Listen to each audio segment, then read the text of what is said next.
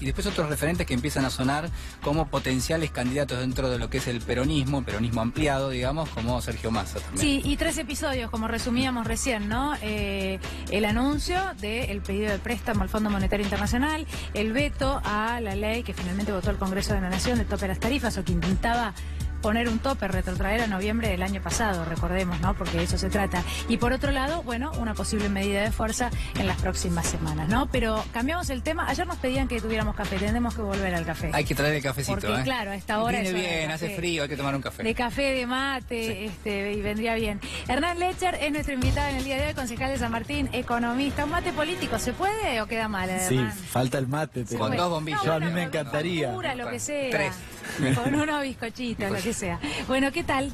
Bien, muy bien. Bien, a ver, ¿qué pasa por la cabeza de un economista, ¿no? Cuando hablamos de todas estas cuestiones, ¿no? Que tienen que ver con el pedido de préstamo al fondo, con el tope a las tarifas, con los números en una Argentina que parecen no dar, ¿no? No cerrar. Bueno, Julián recién hacía mención a algunas cuestiones que uno especula que en principio serían parte del acuerdo con el fondo. Claramente no hay ningún nuevo fondo. El Fondo Monetario le está pidiendo el ajuste fiscal a la Argentina. Yo diría que hay que ver primero si efectivamente el dinero llega a la Argentina o no. Porque el stand-by, el esquema del préstamo stand-by puede ser que llegue o puede ser que no llegue. ¿Cómo que no puede ser que no llegue? No, puede ser que sea una garantía finalmente, que vos puedas acceder al crédito y lo tengas disponible, pero no necesariamente ensanche las arcas finalmente de las reservas. De todas formas, está ahí, se supone que está disponible. Pero en principio el gobierno lo que quiere es pasar de un escenario, de una crisis cambiaria como la que vivimos en el último tiempo, a un escenario donde el frente sea necesariamente fiscal, digamos, ¿no? Y entonces todas las medidas que se discuten son básicamente fiscales. Mirá, hoy yo miraba y repasaba el diario, ¿no? Esto es del diario de hoy, el diario Clarín. Fíjate lo que plantean. Bueno, dice básicamente una cosa que uno especula, el fondo le va a pedir un poco más en términos de ajuste fiscal que lo que el gobierno tenía previsto. El gobierno decía, bueno, el 2% de déficit parece que va a ser en el orden del 1,5. Eso significa mayores recortes. Y fíjense lo que dice, inversión pública. No es nuevo, el gobierno ya lo mencionó, 30.000 millones de pesos al menos de recorte. Los subsidios, que es la política que el gobierno ya viene aplicando. Pero ahí hay un tema. Digo, a raíz de lo que se discutía en estos últimos días, va a haber aumento de tarifas en octubre y noviembre nuevamente, después de haber vetado la ley. Bueno, transferencias a el recorte de las transferencias a las provincias, el costo de la política, ahí me parece que el gobierno plantea como mascarón de prueba el recorte, digamos, de algunos excesos supuestamente de lo que son los ministerios, pero en realidad detrás se van lo que habitualmente se llama en la administración pública los ravioles, es decir, eliminan el área directamente y con lo cual el recorte naturalmente es mucho mayor y congelamiento salarial. Bueno, es lo que estamos viendo, ¿no? La administración pública cerró 5%. El acuerdo que acaban de hacer con la CGT no alcanza a la administración pública, por ejemplo, a los empleados de la administración pública. Bueno, me parece que va un poco en esa línea. Lester, ¿qué uno puede esperar con respecto a lo que ha sido una política del gobierno, sobre todo en temas paritarias, que prácticamente está en revisión ahora, que no ha dado resultados? El gobierno proponía una negociación del 15%, ahora empieza a dar una cláusula gatillo por 2 meses, después en principio se habilitan lo que son las rondas de supervisión o de revisión, en todo caso salarial. Digo, ¿cuál es el mensaje que tiene la sociedad, que tienen las pequeñas y medianas empresas de un gobierno que lo que está proponiendo en todo caso es permanentemente estamos en revisión y que de alguna manera está todo sujeto a que pueda ser modificado en un futuro? Bueno, a mí me parece que la posición del gobierno en primer lugar es que no haya cláusula gatillo automática. Digamos, es la premisa. Y bajo esa circunstancia negocian. ¿Por qué digo esto? Bueno, porque el acuerdo que acaban de hacer en realidad es solo para algunos gremios que acordaron el 15%, que en general son los gremios más afines al gobierno. Estamos hablando de un escenario donde la inflación nadie la estima por debajo del 25%. Hace unos días salió el informe del Banco Central que estiman arriba de 27%. A mí me sorprendió.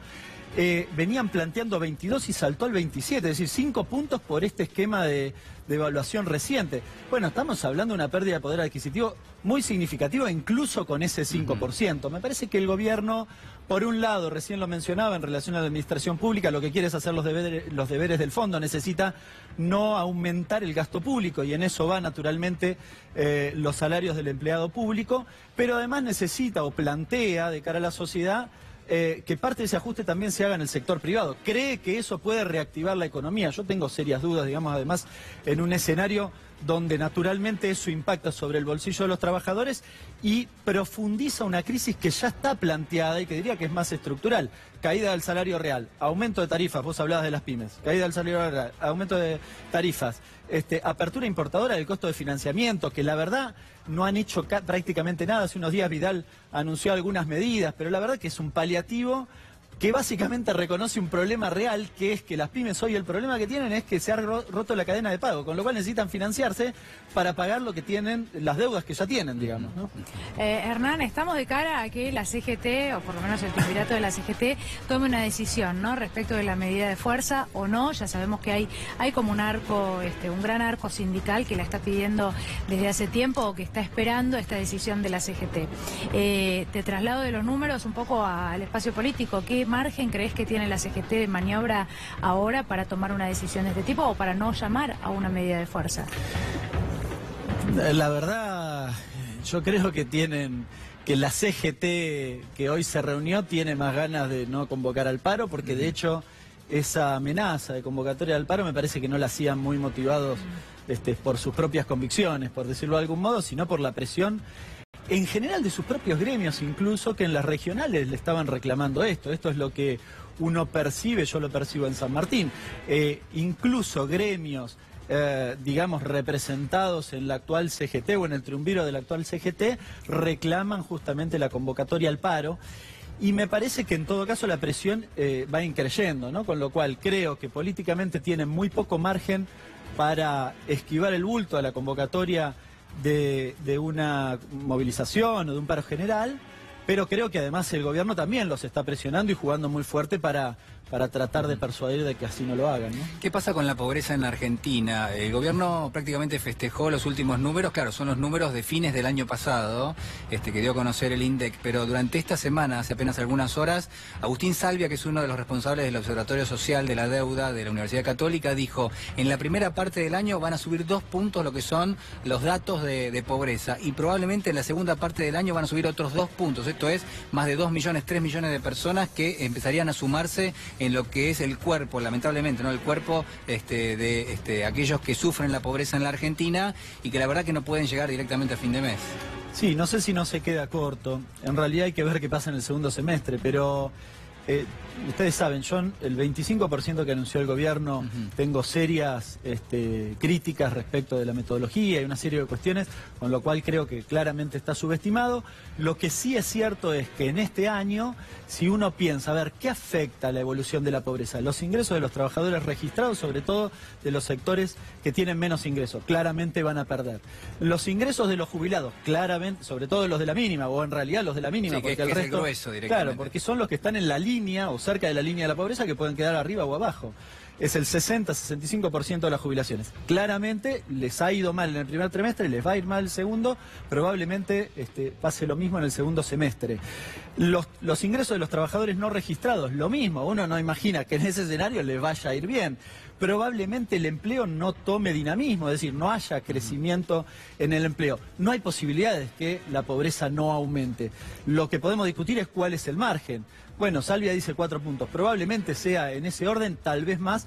Vamos a ver qué pasa en el segundo semestre. La inflación, además, recién mencionaba el 27-28%. Ahora, para los sectores que les afecta o que están cerca de la línea de pobreza, la inflación es mucho más elevada. Y por cierto que en esa inflación, digamos, hasta por críticas metodológicas podríamos decir, pero está subestimado el peso de los servicios, con lo cual en la realidad incluso la línea de pobreza está subestimada, solo por eso, sin decir que está mal hecha, ¿no? Digamos, pero igual estamos contabilizando menos pobres, al menos por ingresos, porque el peso de los servicios es 3,4, justamente en ese cálculo, y ninguno gasta menos o 3,4 para pagar los servicios en la Argentina hoy, ¿no? Hernán, pero parece que el gobierno nacional ha logrado convencer, ¿no? Por lo menos a cierto sector de la población, o por lo menos intenta hacer el discurso de que no había otra opción, de que nosotros teníamos que recurrir al Fondo Monetario Internacional y de que en realidad, bueno, ciertas decisiones que se tomaron, como por ejemplo incrementar las tarifas de la forma en que se incrementaron, era lo que había que hacer.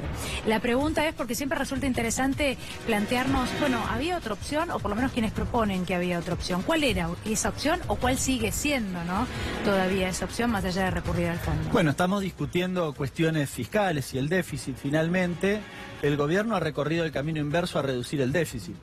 El hecho de reducir las contribuciones patronales, que por cierto ya tenían una tasa diferenciada para las pymes, por ejemplo, implica haber beneficiado a las grandes empresas. Yo pregunto, ¿por qué una empresa, tal vez como las grandes telefónicas en la Argentina, que han ganado millones de pesos en los últimos años, justifica que nosotros le transfiramos, por ejemplo, a Telefónica 500 millones de pesos justamente con esa reducción de contribuciones? A la vez, se redujo la alícuota del impuesto a las ganancias para las empresas y no para la persona física, con lo cual va a contramano de lo que dijo el gobierno. Y tercera cuestión, suelo andar con este cuadrito encima, retenciones. Este es como el tema central, porque la semana pasada se discutía, aparentemente el Fondo Monetario había querido plantear nuevamente la reposición. Bueno, ese planteo que anduvo ahí dando vueltas implicaba 26.000 millones de pesos adicionales a las arcas. Y la reposición al esquema original de retenciones, casi 63.000 millones de pesos. Bueno, acá hay plata. La soja, que está en estos dos rubros, porque en realidad se redujo 5 puntos en 2015 y entre 2018 y 2019 se está reduciendo, este es el dato de 2018.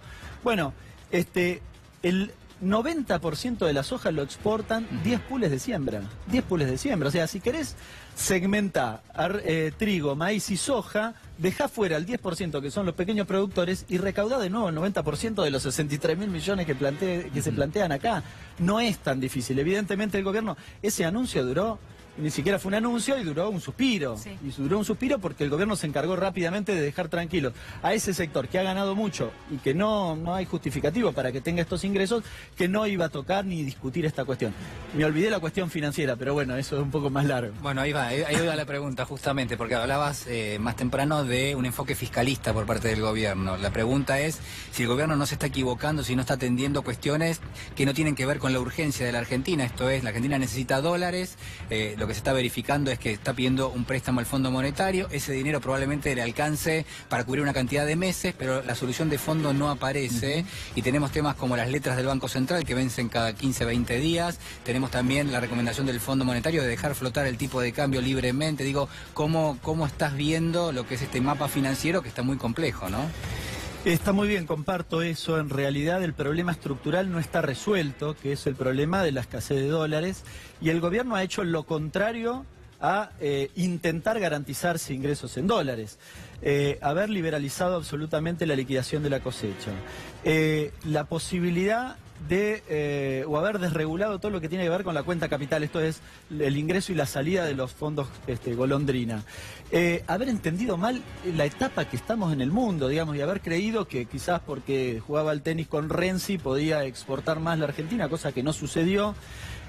Sumado a un contexto internacional que no nos ayuda, la tasa de interés de los Estados Unidos no solo está alta, sino que va a seguir subiendo.